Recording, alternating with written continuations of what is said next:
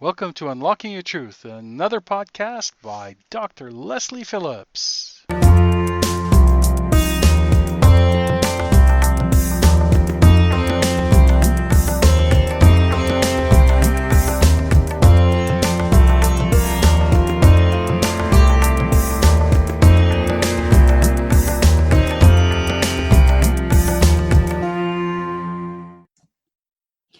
Welcome, listeners. You are tuning in to Unlocking Your Truth with Dr. Lesley. And Unlocking Your Truth is a talk show about metaphysics and spirituality. And we broadcast every Tuesday night from 7 to 8 o'clock Pacific time on CIVL from the unceded territory of the Stolo Nation. And you can also catch the podcast on all the major podcast streams and drlesleyphillips.com. Well, listeners, we've got a really great treat in store for you this evening. In fact, I think we're going to be talking about a subject that we've not really gone into in depth on the show before. And it's all about Celtic myth and legend. And we're really excited to have on the show today Ayn Cates Sullivan Ph.D. And she's an award-winning best-selling author. And she focuses on mythology and folklore for the modern age. And Sullivan's series, Legends of the Grail, includes two highly acclaimed books, Heroines of Avalon and Other Tales and Legends of the Grail, Stories of Celtic Goddesses. So Dr. Sullivan, her background is that she has a Bachelor of Arts with honours from Hollins University, a master's and doctorate in literature from Columbia University and King's College in London. She continues to study with British experts on Celtic myth and legend, including John and Caitlin Matthews. She's a member of the Order of Bards and Ovates and Druids, and she's also involved in the Ridwan School and practices the Diamond approach to awakening. And after her master's in spiritual psychology in 2006, she began working with individuals and groups, and she loves to assist creative men and women in beginning to awaken to their true nature. She loves writing, and she also tutors emerging authors every year. And so, welcome to the show.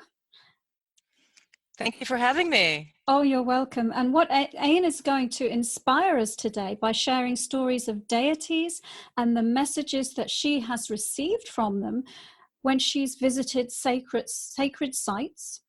And they've been giving her all sorts of information about how to walk in harmony with the earth and with one another. Well, I'm very fascinated to have you on the show, Ayn. And there's actually a couple of things in your bio that I'm really curious to ask you about, and I'm sure our listeners are as well. Can you tell us about the Order of Bards, Ovates and Druids? Well, that stems from your neck of the woods there. Mm-hmm. in Britain. So this is a neo-Druid movement. I'm just a member. I'm not a teacher, but I'm a member. And I got involved when I was in Glastonbury with a fellow named Kieran Sibley, who is in the order. And it was really quite fun. My son, who was 18 at the time, wanted to have a walk up the Tor. And I'm sure you know where the Tor is. It's in southwest England in Somerset. And it's this ancient hill that's been a pilgrimage site for a long time. So Kieran Sibley joined us with his shock of white hair and his spear, and looked just like Merlin as we walked up, and my son saying, "Mom, you've told me these stories, but they're real, aren't they? They're real." So he had a wonderful experience going up and feeling the power of place. You can feel presences in these places, as you know. Yeah, well, yeah, obviously growing up in the UK, now I live in Canada, and they're very different energies because the UK is layered and layered with history for thousands of years, whereas I'm kind of on fresh land now in Canada with less of a density. And actually, I find it fascinating that you're talking about how you've been visiting these places and receiving downloads of information and communicating with the deities of that era. And yeah, that's something I love to do myself. If I go on vacation, I don't hire a tour guide. I just use my psychic abilities to tune in to what's been going on. But more so for me, like the Mayan sites and the Central American sites. And so it's fascinating. So tell us a little bit more about that and what you do when you visit an ancient site to receive those downloads of information, those communications. Yes, there have been layers and layers. So first, I guess I began with my grandmother.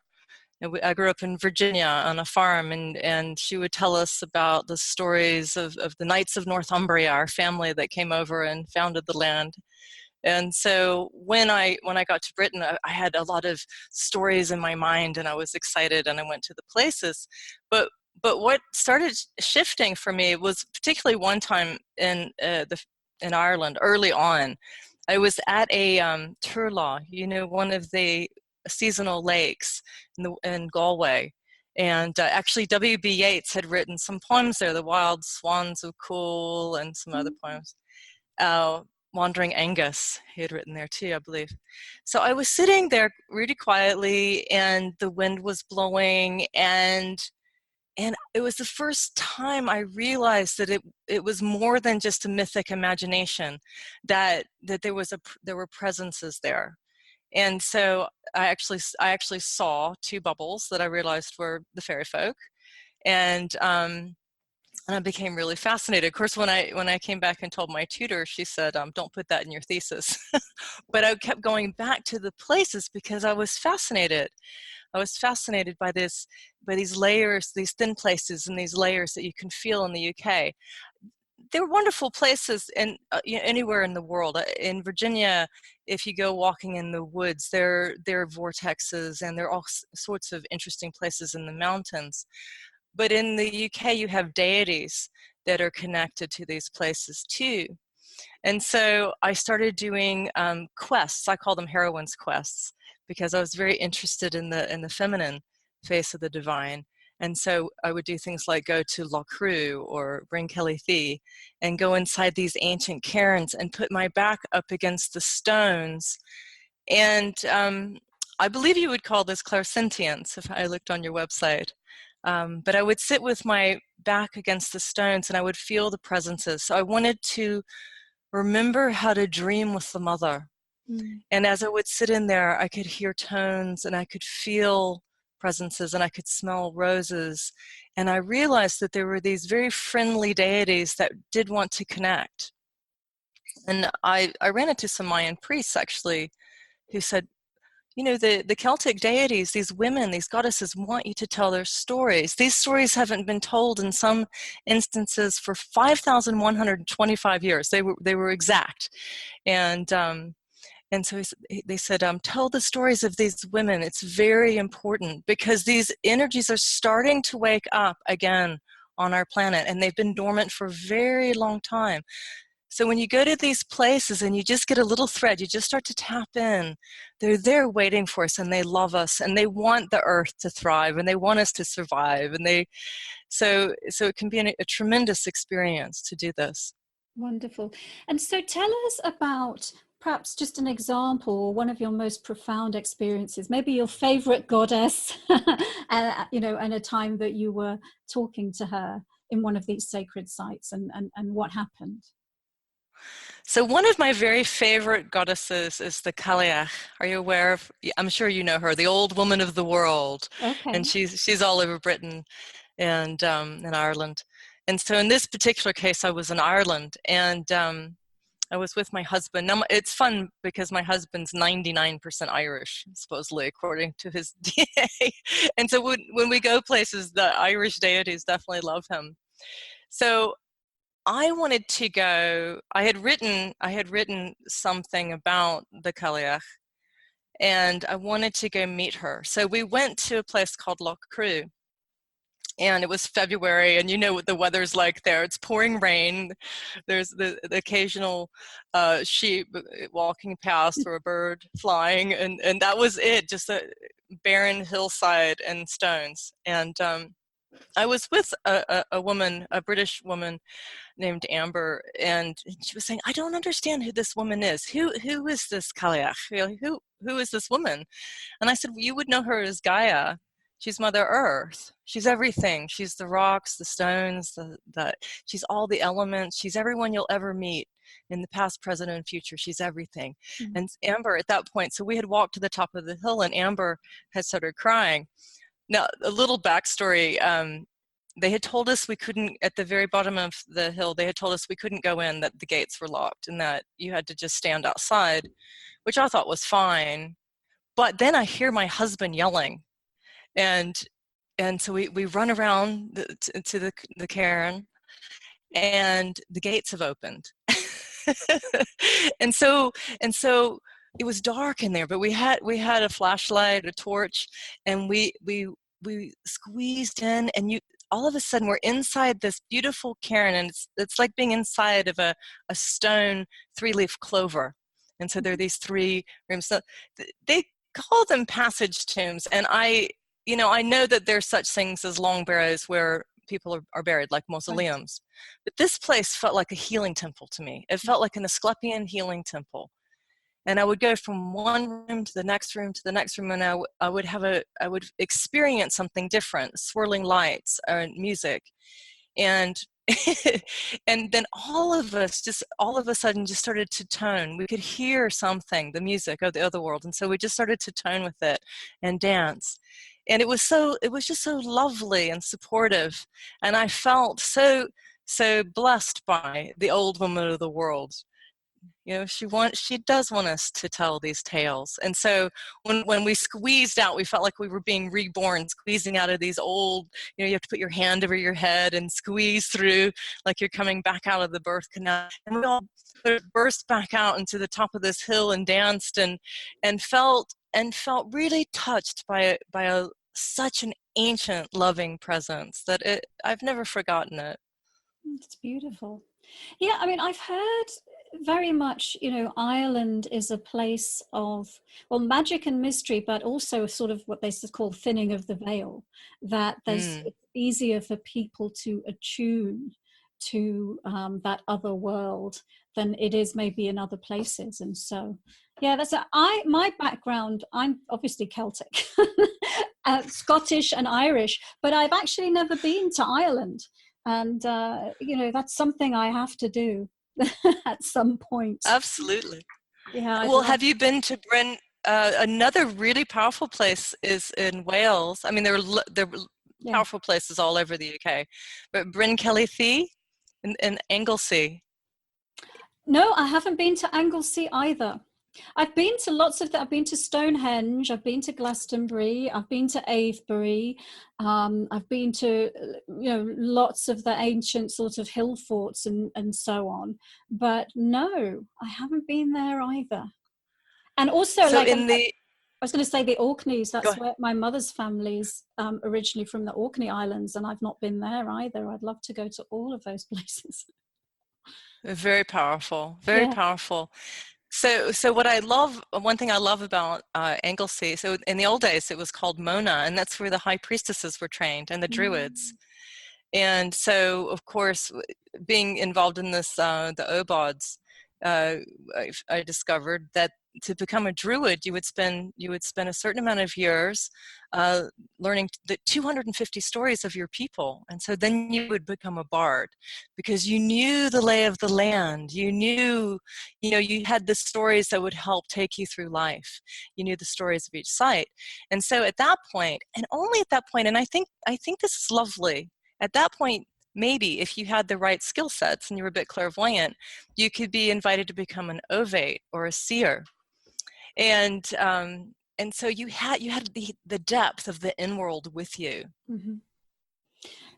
Yes, that's So, marvelous. And I'd love let's talk about this a little bit more after the break, and then we can get into the stories in your books and all of that. Listeners, you're tuning into Unlocking Your Truth with Dr. Lesley, and I'm interviewing Ayn Cates Sullivan, and we're having a wonderful conversation about the ancient Celts and the ancient Druids and the ancient goddesses and the ancient sites, particularly in the UK and Ireland. We'll be back after these messages.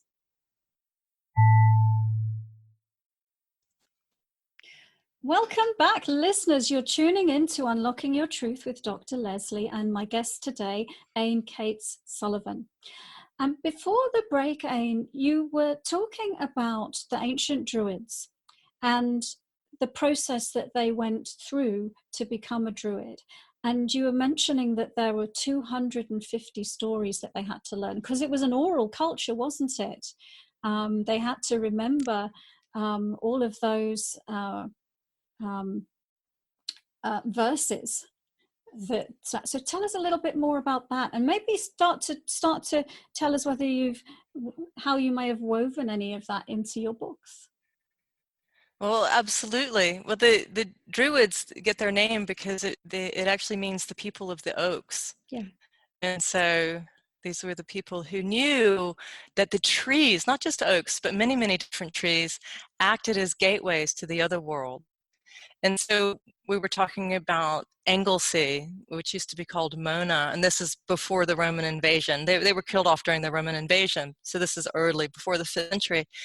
But they would go to Mona and they would train. They would learn the poetry of their people so that they would have connection to their inner world, and they would have enough knowledge to be able to handle their awakening.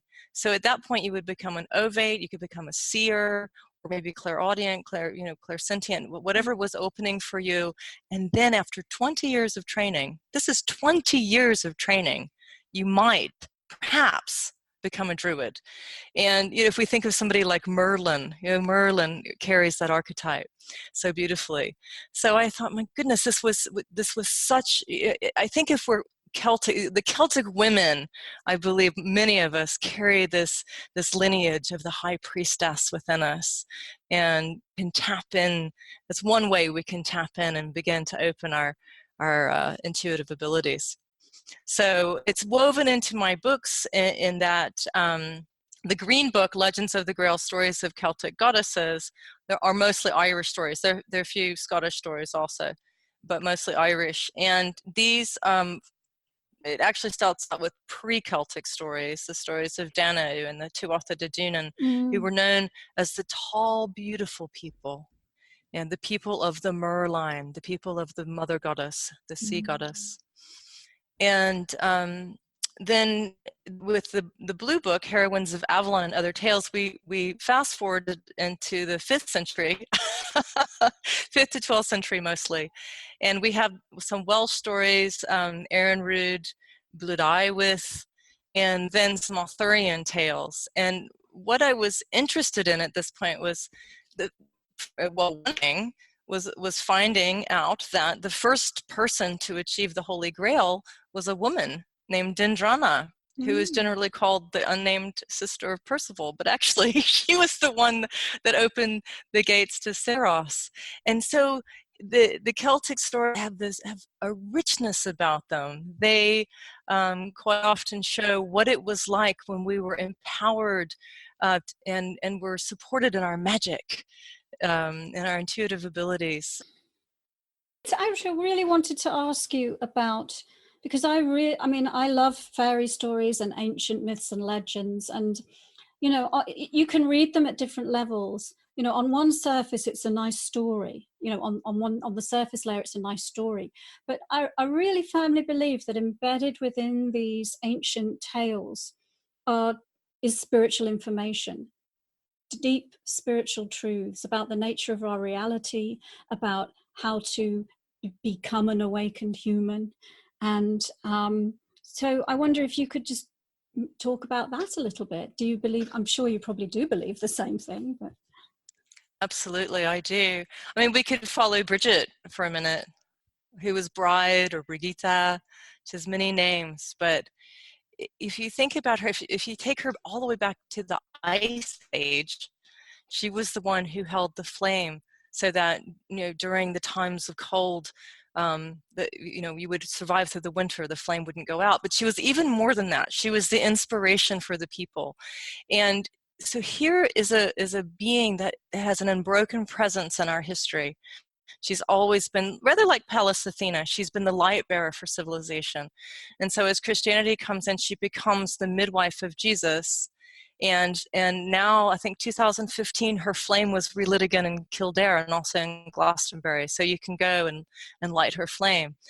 And what I feel when I'm with her, is that she awakens our inner gnosis, our inner knowing. It's unstable again, it's interesting. So she awakens our inner knowing. In Welsh, it's called the gleifiosa.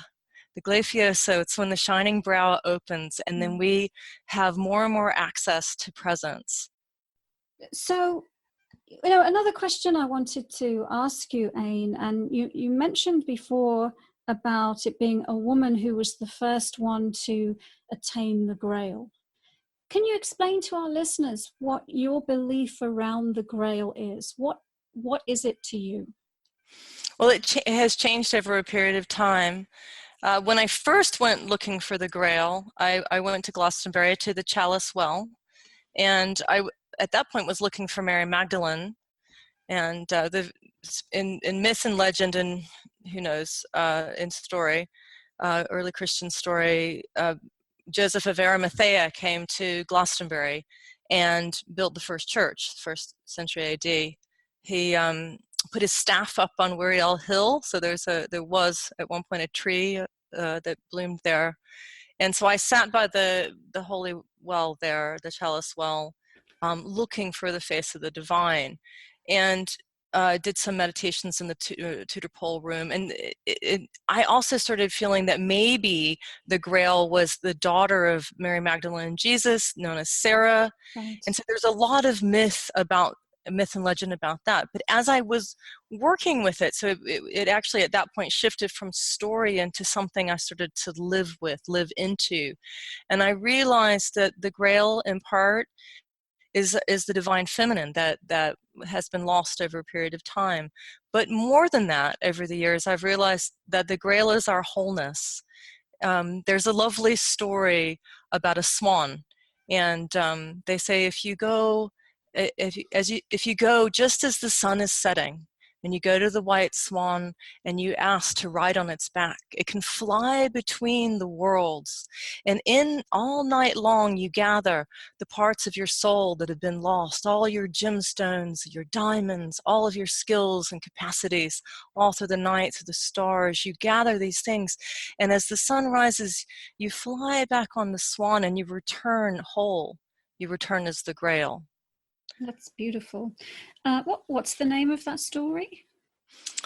That story is it's in Legends of the Grail, stories of Celtic goddesses. It's in the story of Caer and Angus Og.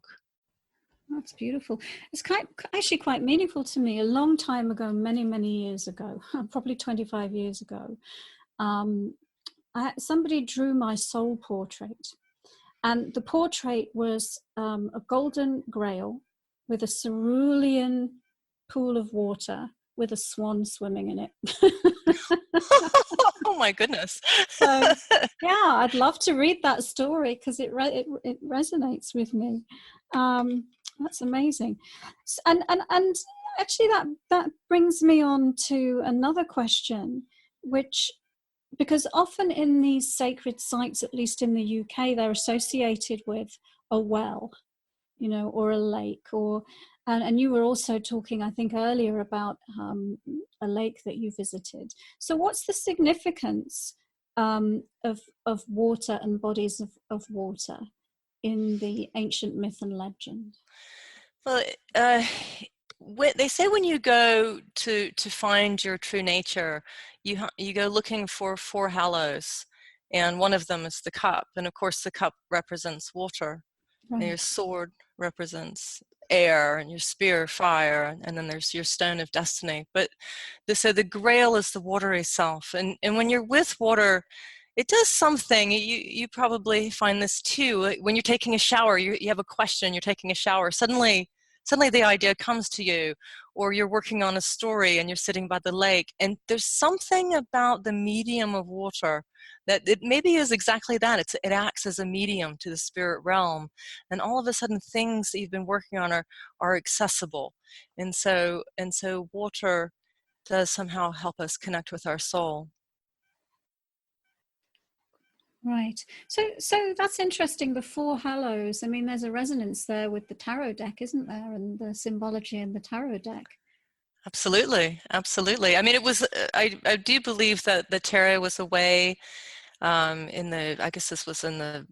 I think it was developed in the 18th century in Italy, and probably is much older than that. But it was a way, I believe, that we had of keeping esoteric wisdom alive, and so we could continue to teach the stories of the Hallows without being burned as witches or Yes. persecuted as Knights Templars or whatnot. Yeah. No, I've heard. I mean, obviously, just like the Grail, there's so many things around the tarot. But I've heard that from some people that it had its origins in ancient Egypt or even before.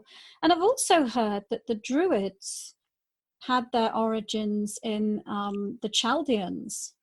I don't know if I'm pronouncing that correctly, which was a group of sort of astrologer seers from ancient times, that actually more from the Middle East or Persia or somewhere like that then migrated.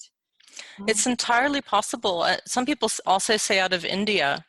But the very first story in Legends of the Grail, stories of Celtic goddesses, is the story of Caesar, and this is actually in the Labor Gabala, which is the old history, the invasion of Ireland. It was considered once a history, now it's a myth. But she was supposedly the granddaughter of Noah, and she was in the wrong lineage. So Noah told her she couldn't board the ark. So she didn't really like this idea of drowning. So she decided that she would make her own ark and put her friends on it and her herd of horses and set sail. And so she, in one of the stories, she's the first person to set foot on Ireland, on the Irish shores. And so she starts the goddess tradition, really. Fintan, the poet, holds her as she casts her light off out into the ocean, and it's Eru, the goddess Eru, that grabs the light of her heart and pulls her to the sacred isle. So there you go, right in the Labra Gabala. There's the connection with Middle East. Yeah, I mean, I think there's just so much information that's been blown away on the winds of history, really. No, it's fascinating. So let's talk a little bit more about goddesses and why, because so you tell me, is ancient Celtic myth and legend, is there an equal balance between the masculine and feminine, or is there much more feminine? And either way, why is your focus so profoundly on the goddess, and how is that something that you think is important to talk about in present time reality? Yes, well, first of all, I'm working on Kings and Heroes now because I realized I needed to balance the masculine and feminine. So that's the third book in the series. But in the very beginning, I was interested in the feminine, mostly because that's what was missing in my life. I wasn't finding a feminine archetype I could work with in the Christian church. I liked the Shekinah in the Jewish tradition. I wanted to know where she had gone. So I went looking for her specifically, and I thought of her originally as the Grail. And I do think, the image of the circle is quite often considered the feminine symbol, or a feminine symbol. So goddess, and what is a goddess too? I think that's also interesting. You can, in this era, we tend to think of them as archetypes. We tend to think of the overarching mother archetype, or the witch archetype, so we can see them as that. But when when you actually go to the place, you realize that there are deities, there are living deities that are associated with places. Listeners, you are listening to Unlocking Your Truth with Dr. Lesley and my guest, Ayn Cates Sullivan. We will be back after these short messages. Welcome back, listeners. You're listening to Unlocking Your Truth with Dr. Lesley, a talk show about metaphysics and spirituality. And on today's show, we have a guest, Ayn Cates Sullivan, and she's the author of books that relate to ancient Celtic legend. And one of them's called Legends of the Grail, and the other one's called Heroines of Avalon. And she's also writing a book about the ancient Celtic kings as well. She was just telling us before the break. And, you know, I don't think we've ever had somebody on the show before who was so knowledgeable about ancient Celtic myth and folklore. And so I want to pick your brains a little bit. And, you know, some of the things that, and I not just because I've read about them, because I felt them within myself and my own Celtic lineage. When I was a kid in England, I, you know, the best place for me to be was a big old ancient English oak tree, and I would sit with my spine against the oak tree and meditate and circulate energy between myself and the oak tree.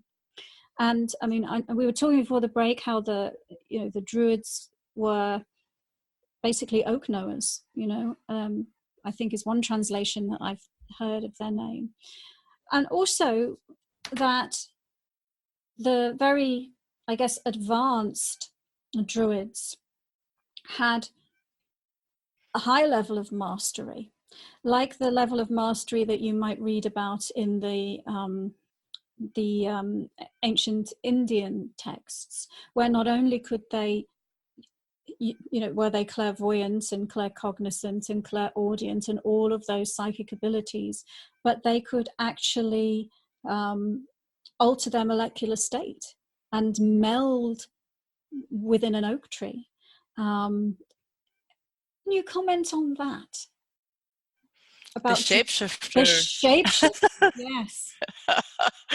yes. Yes. The Druids are so much fun. And you know, when I first started studying about the Druids, I had heard really what Caesar had said about them, that they did human sacrifice and all of this. And what I discovered is that there's only one case that anyone's ever found of a sacrifice. So this is not really what was going on. I believe they were really much more like the Hindu priests, the Brahmins. They were the people that really carried a spiritual tradition for a nation. And of course, you had to demonize them in order to kill them off. Exactly. But I think they were there a was threat to the Romans, yeah. Absolutely, because there would be no way for the Romans to conquer the British Isles unless they got rid of these people. Yeah. And if you, I went last year to one of the old sacred sites where the men were trained. It's actually now underneath the Royal Air Force Base, so they really made sure they got rid of that. But one of the places where the women were trained is, you can still go to. That's Bryn Kelly Thea. It's very magical. Mm-hmm. And so, and you do have a sense with the, you know, it's something that maybe we can bring back now. Maybe it's time to start to open these qualities and capacities that these great beings shared. And we know them. We know Merlin. We know the archetype Merlin. And so, and we know Nimue and Morgana and some of these characters. And so they do invite these magical qualities to awaken within us again. Yeah, and I'm just through my work with my clients and the people that I'm talking to, it is happening. And you know, we're talking about the Celtic tradition, but it seems to be happening in all traditions. You know, the First Nations traditions. There's old ancient knowledge that's been dormant for thousands of years, now beginning to be awakened. And of course, it's in our DNA, it's in our Akashic record from the past lifetimes that we've lived in these cultures as well. Now, there was something that I read about, and I want to ask you about, because actually I don't think I've ever heard of it, the Celtic 8-wheel calendar. Mm. Tell us about that. Yes. It's a wonderful way of working with the seasons. And so the ones you'll be familiar with will be winter solstice and the summer solstice. And what I love about it is in some of the traditions, in the summer solstice, everything that was masculine was celebrated. The bright light, everything, all the qualities of the hero would come. But in the winter solstice, what was celebrated was the goddess herself, the old Kaliach. And this would be the time when you would go deep inside and you would think about the seeds, the dreams within your own true nature. So we have the equinoxes as well. So you would have the Right. times when the masculine and feminine would dance together. So the spring equinox would be Bridget coming out to dance with the new forces of life, and in the autumn it would be the Kaliak again taking her broom away. So those are well known. The people of the craft wanted to add back the goddess traditions, and so what we have are the cross-quarter celebrations, and you probably know them. Imbolc, which is it became St. Bridget's Day, February 1st. It's when the snowdrops come out, and it's the first sign of life. The seeds are starting to push up, and then you have Beltane, which would be the time, May 1st, usually around May 1st, when fertility is celebrated and people run up the mountains with their lovers. And you have Lunasa, usually it's called Lunasa or Lamas, when the harvest is celebrated. And then you also have Samhain. And Samhain's a great tradition. That's Halloween now. We know it as Halloween, but and I've done this ceremony where you crawl into a long barrow, which is basically a place where people were buried quite a long time ago. In the ancient days, they would take the skulls out, like the Day of the Dead. They would take the skulls out and they would commune with the skulls. There's an old tradition of like Bran the Blessed, and they would carry his skull around and talk to it, which is probably what people do now with crystal skulls, Yeah. Or you go to the so you crawl into the darkness, and the idea is that you're linking to your ancestors because they have loved us enough to bring us to this point. And so we're honoring them, and then they're sending us their dreams. So there's a communion with the ancestry. And so in the darkness, in a way, you could say you're developing your mediumship. Yeah, and so thank you for explaining the 8-wheel calendar. Of course, you're right. I had heard of all of those things. I'd just not put them under the umbrella of the calendar. But while you were talking, it kind of struck me that everything on Earth happens in cycles of growth and change, right?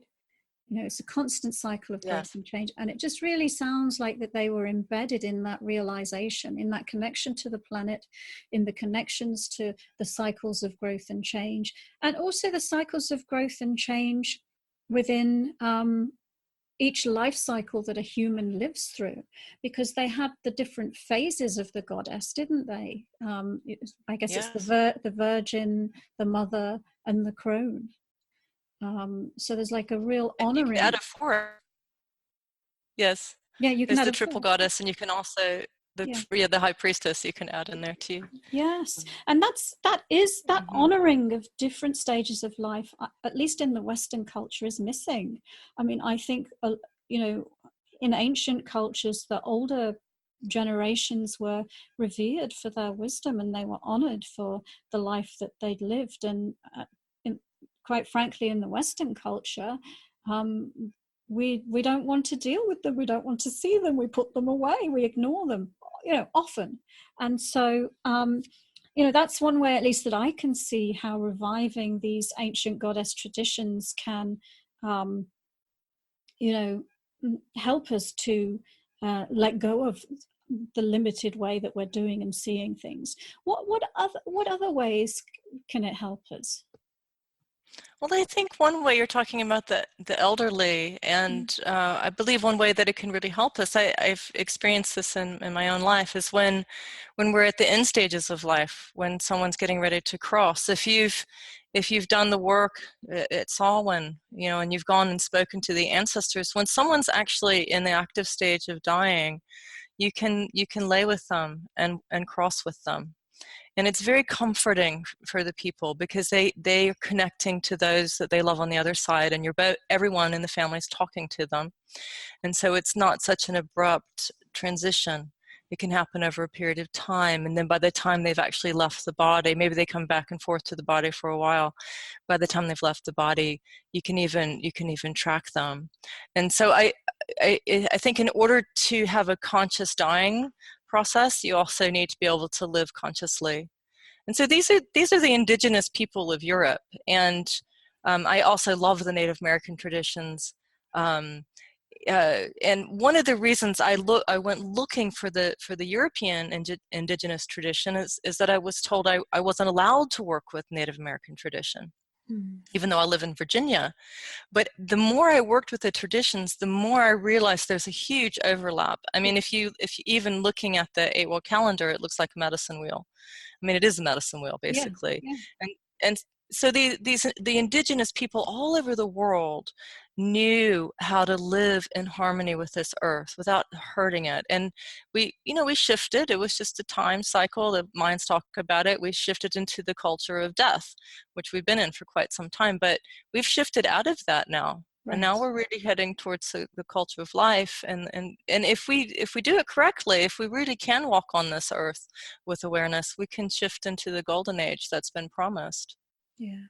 And I want to ask you about your work and your contribution to that, because I imagine, and I'm pretty sure really, that as somebody's reading about these ancient legends and these ancient goddesses, they're having an activation, because it's within their own deep, within their own consciousness, there is an ancestral memory, there is a past life memory. And so and I know that you've said that as people read your books, there's a healing process that occurs.